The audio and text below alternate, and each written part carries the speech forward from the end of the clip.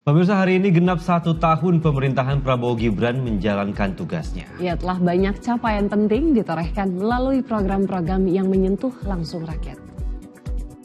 Sebaik-baiknya dan seadil-adilnya. Sejumlah capaian ditorehkan Prabowo Gibran dalam 1 tahun menjalankan pemerintahannya. Pencapaian terwujud dalam program-program yang diklaim menyentuh masyarakat luas, seperti makan bergizi gratis atau MBG. Program ini membawa misi sosial kesehatan dan ekonomi. MBG telah menjangkau 36 juta penerima manfaat, terdiri atas anak sekolah, balita, ibu hamil dan menyusui. Makan bergizi sudah mencapai 36,2 juta penerimaan manfaat.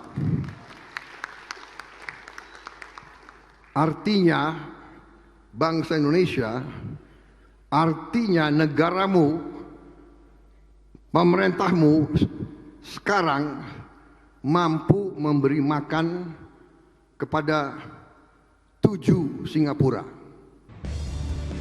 Program yang menelan biaya APBN mencapai 335 triliun rupiah juga diklaim menjadi motor penggerak ekonomi rakyat. Hingga Oktober 2025, sebanyak 11.570 satuan pelayanan pemenuhan gizi atau SPPG aktif beroperasi di seluruh wilayah tanah air. Dari jumlah tersebut, lebih dari 390.000 lapangan kerja baru tercipta.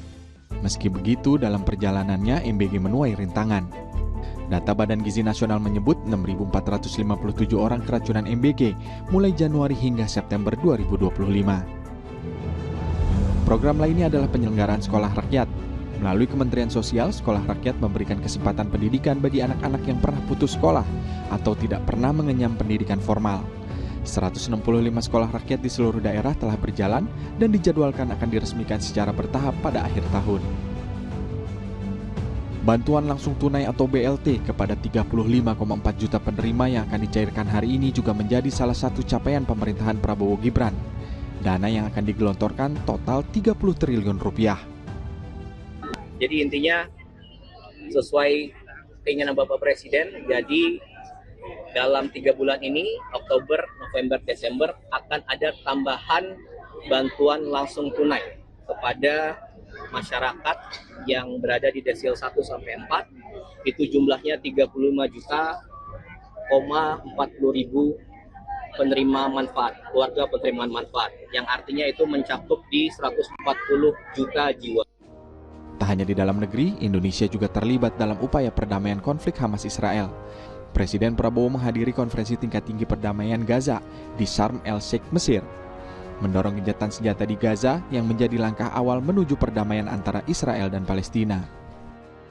Yang penting gencatan senjata sudah berjalan, kemudian segera pasukan Israel akan ditarik. Tentunya sesuai tahapan-tahapan.